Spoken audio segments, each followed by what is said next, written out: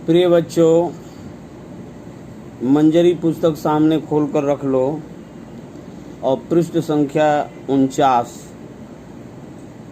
पर पाठ 10 भक्ति के पद देखो। कल हम लोगों ने हिंदी विश्व शांति की भाषा है इस पर बातचीत सुनी और मुझे विश्वास है कि गृह कार्य में अपनी हिंदी की कॉपी पर पाठ 9 का प्रश्न और उत्तर विधिवत लिख लिया होगा। अब भक्ति के पद, जिसमें मीराबाई का जीवन परिचय कल बता दिया गया था, अब उनके पद में आए हुए शब्दों का अर्थ और पूरे पद का अर्थ व्याख्या समझाई जा रही है। कोई कविता या पद या कोई गद्यांश प्रश्न पत्र में आता है तो सबसे पहले संदर्भ लिखते हैं। संदर्भ में पाठ का नाम और पाठ के लेखक या कवि और कवयित्री का नाम लिखा जाता है। जैसे मीराबाई के इस पद का संदर्भ है कि प्रस्तुत पाठ भक्ति के पद हमारी पाठ्य पुस्तक मंजरी में शीर्षक से है और इन भक्ति के पदों की रचयिता कवयित्री मीराबाई हैं। यह संदर्भ इस पर 2 नंबर का होता है। इसके बाद व्याख्या पद है, हरि तुम हरो जन की भीड़, द्रौपदी की लाज राखी। शब्दों को देखो किताब में। द्रौपदी की लाज राखी तुम बढ़ायो चीर। मीराबाई अपने प्रिय श्रद्धेय श्री कृष्ण से कहती हैं कि हे हरि, हे श्री कृष्ण, तुम लोगों की भीड़ को हरो।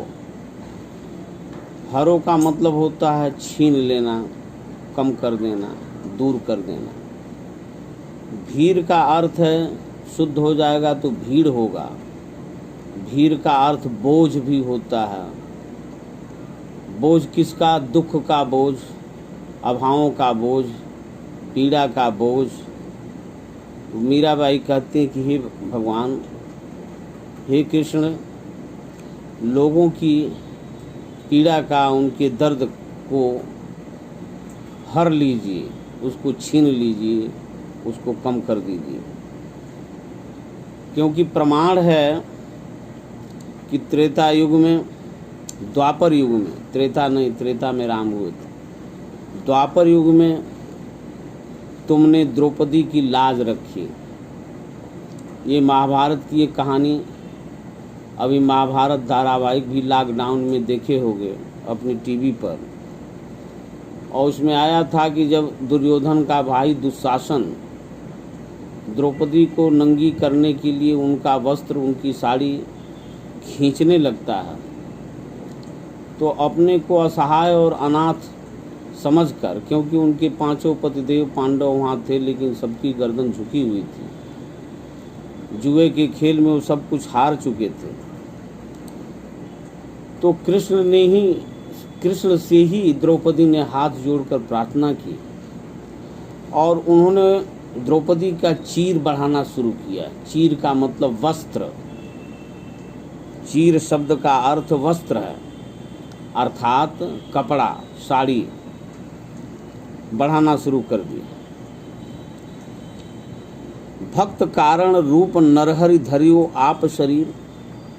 इसी तरह यह पौराणिक कहानी भी तुम धारावाहिक में देख चुके होगे कि अपने भक्त प्रहलाद के प्राणों की रक्षा के लिए उसके पिता हिरण्यकश्यप को खत्म करने के लिए, मारने के लिए, भक्त के कारण ही तुमने नरहरि नरसिंह अवतार रूप धारण किया था। आप माने तुम खुद शरीर धारण किया था नरहरि के रूप में। शेष शरीर मनुष्य और सिर हरि माने शेर।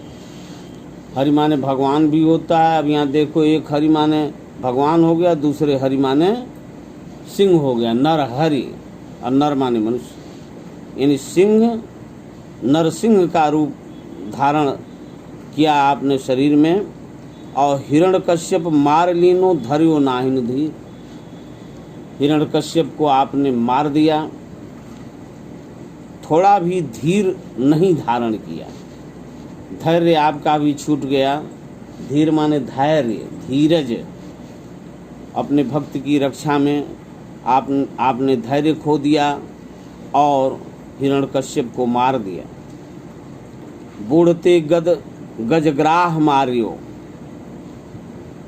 एक मगरमच्छ हाथी को का पांव पकड़कर उसे गहरे जल में खींचता लिए जा रहा था। हाथी व्याकुल होकर तुम्हारी प्रार्थना करने लगा और तुमने आकर के जल में उस मगरमच्छ को ग्राह को मार दिया और हाथी को नदी के जल से बाहर कर दिया। दासी मीरा लाल गिरधर दुख जहाँ तहाँ पीर। मीराबाई कहती हैं कि हे मेरे गिरधर लाल, गिरिधर, चूँकि गोवर्धन पर्वत को उन्होंने अपनी उंगली पर धारण किया था। गिरि माने पर्वत, धर माने धारण करने वाला, इसीलिए कृष्ण कन्हैया का एक नाम गिरिधर पड़ गया। तो मीराबाई कहते हैं कि हे मेरे लाल गिरधर, मैं तुम्हारी दासी हूँ, नौकरानी हूँ। जहाँ दुख होता वहीं पीर भी होती है, पीड़ा भी होती है। दुख की पीड़ा होती है, दर्द होता है। अब तुम सबके दर्द को दूर करने वाले हो। तुमने द्रौपदी की लज्जा रखी, उनके लाज की रक्षा की, चीर बढ़ाया, नरसिंह रूप धारण किया प्रहलाद के लिए, गज को ग्राह से बचाया। गज माने हाथी। इसलिए लोगों की पीड़ा को दूर कीजिए। दूसरा पद है, पग घुघुरु बांध मीरा नाची रे। मैं तो अपने नारायण की आप ही हो गई दासी रे। मीराबाई कहती हैं कि मैं पैरों में घुघरू बांध करके नाची, जीवन भर नाचती रही। ये एक राजघराने की रानी थी। पति का देहावसान हो गया था।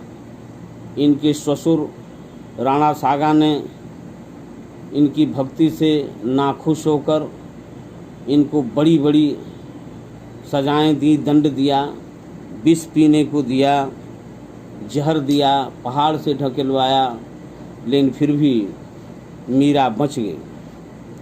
और भगवान के नाम की महिमा गाने में गाने के लिए इन्होंने अपने पैरों में घुंघरू बांध लिया और नाचने लगे।